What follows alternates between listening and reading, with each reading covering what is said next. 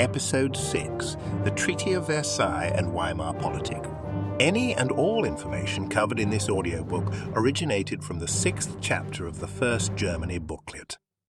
There was remarkably little public scrutiny of the work of the National Assembly in making the Constitution. Most public attention was taken by the process of negotiating a peace, which began in January 1919. On paper, the German position in 1918 had looked strong, but this was deceptive. It was largely because of the collapse of Russia into communist revolution and civil wars that the position in the East was so flattering. Meanwhile, the British naval blockade had crippled German industry and reduced German cities to starvation. The entrance of the US into the war, along with the renewed attacks from the British and French armies on the Western Front, actually made the military conquest of Germany by the Allies a very real prospect. Keep in mind the military reality with the on-paper appearance of the situation. It is so important to understand. The German negotiators had little power, and the real debates in Versailles were between Britain and representatives from its empire, especially South Africa, Canada and Australia, France and the USA, with some further input from Italy.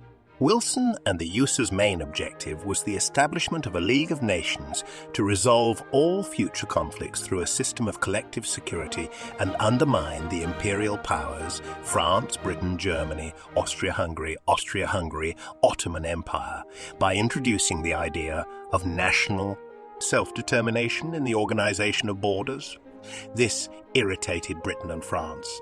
Clemenceau and France's main objectives were to obtain compensation from Germany, reparations, as well as ensuring Germany was so weak economically and militarily that it could never threaten France again.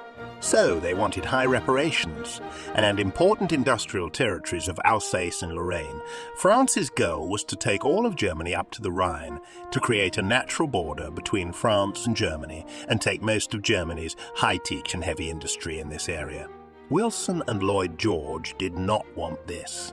It stopped Britain's economic goals and undermined Wilson's objective of national self-determination because Germans would be forced to become French. Lloyd George and Britain's main objectives were muddled and mainly focused on getting back to normal and going along with US demands about the League and French demands for vengeance, security as little as possible. Key British advisers like the economist Maynard Keynes emphasized that a quick return to trading and manufacturing was the best way of assuring peace. This irritated Wilson, as he wanted a new arrangement of borders in Europe and a new way of doing business internationally, not the old way. This upset Wilson because he wanted to break up multinational empires like Germany, Austria, Hungary and the Ottoman Empire into independent states based on a sort of approximation of national identities like Poland, Czechoslovakia, Hungary and Latvia. Each with their own tariffs, borders, customs duties. This broke up large, effective free trade zones. It upset the French because they wanted vengeance and were worried about German economic domination. So nobody, including the Allies, was really getting what they wanted in this situation. The final draft of the treaty was published in May 1919, and the German government resigned rather than accept the terms. Finally, the SPD and Zentrum passed it on 23 June, accepting that restarting the war was not an option. Thus, the DVP refused to be involved. The majority SPD and the Catholic Zentrum accepted responsibility for it.